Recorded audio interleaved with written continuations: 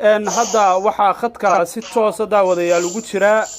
gudoomiyaha golaha guurtida Soomaaliland Salabaan Maxamuud Aadan gudoomiye maanta maxaad ka wada hadasheen idinka iyo Soomaaliya أي سواليا حتى شر مدحوينون بوها يعني لكن أنا وحن راعي مدحوينات هيه أنا مدحوينها كغيب قلي هيه وحي أنو أيوتين وحوها إن هذا الذي يدير الله بلابو هيه هذا الذي يدير الله بلابو أيوتين هيه marka wixii hore ma idinaa fulina marka wixii hore lagu heshiiyay fulisaan ha afartii shire hore ee dhacay ee ilaa madaxweyne Siiraayo haye joogay haye marka fulisaan haye iyo tii ugu dambeysay madaxweyne Muuse sababa haye marka fulisaan haye marka suuba wada hadal iman kara haye laakiin wada hadal Soomaaliland iyo Soomaaliya iman kara haye ilaa wixii ka soo baxda ballan qaadaan hore haye safiirka ku fasiri wixii hore la ballan qaaday haye ilaa ka soo baxdaan wada hadal jiri maayo marka gudoomiye imka shacabkii Soomaaliyeed iyo kuwii Soomaaliland way ku dhageysanayaan shirkaasi wax natiijo ay kamay soo bixin miya wax natiijo maanta ka soo baxay ma jiro waan ahayn Soomaaliland waxay taagan tahay marka wixii hore la fuliyo markaas ay wada hadal ma jiraan wax guddi farsamo oo la magacaabay oo wada hadallada halka ka sii wadaya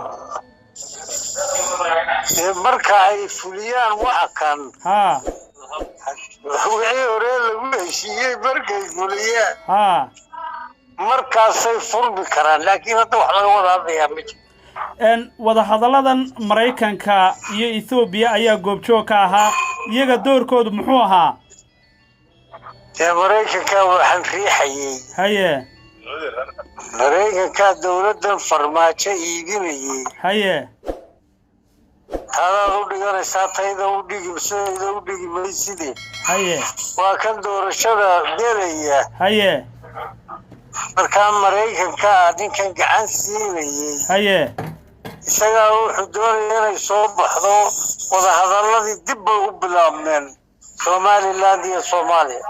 مركا مريكانكو marka Mareykanku marka dooda lagu warkii ninka la yiraahdo warkii mooyee ninka la yiraahdo ninkii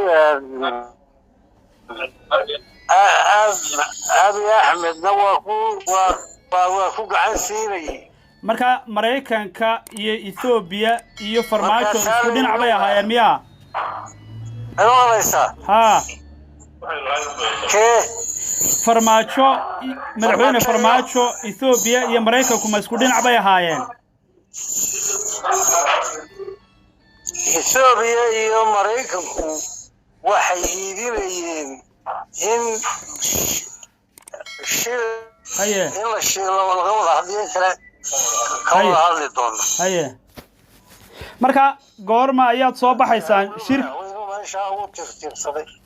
shirki marka sidaas uu ku soo gabagaboobay sidaas sheeg goorma ayaad soo baxaysaan oo wadanka ku soo laabanaysaan shirki politicalka sidaas uu ku gabagaboobay anaguna haddaanu berri joogno dee saas loo wada soo bixi hadii marka ma jira doonaan miyaa gudoomiye kulamo dambe oo aad wada qaadanaysaan Soomaaliya intaad joogtaan Djibouti suuqa ayaa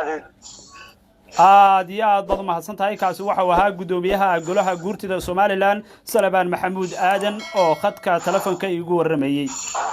sidoo kale waxa isna khadka ku jira oo gudoomiyaha golaha guurtida la fadhiya ambassadorka Soomaaliland ee wadankaasi Djibouti Cabdifataax Saciid Axmed ambassador adigoo raaliya gudoomiyuhuna dhowr goor buu ku celceliyay waxyaabaha hore lagu heshiiyay ee la fulin waayay maxay yihiin waxay yihiin ugu horeysa waxa weeye inaan la carqaladeen horumarinta mashaariicda iyo humanitarianka arrimaha bini'aadamnimada inaan carqaladeen aan la siyaasadeen maxay arrinkii hawada hore lagu heshiiyey oo ogtahay inay ka baxayn Soomaaliya waxaa kaloo ka mid ah in hadallada xanafta leh aan runtii media la isku marin waxaad ogtahay in dad ka soo jeeda asal ahaan Somaliland aanay ka soo qayb galin oo heshiisyadii hore ka mid ahay lixda qodob ayaa runtii ayaan in la fuliyo ayaa muhiim ah haddii kale wada hadal amka bilaabmaya anagoon arkayno ma jirayso qodobada hore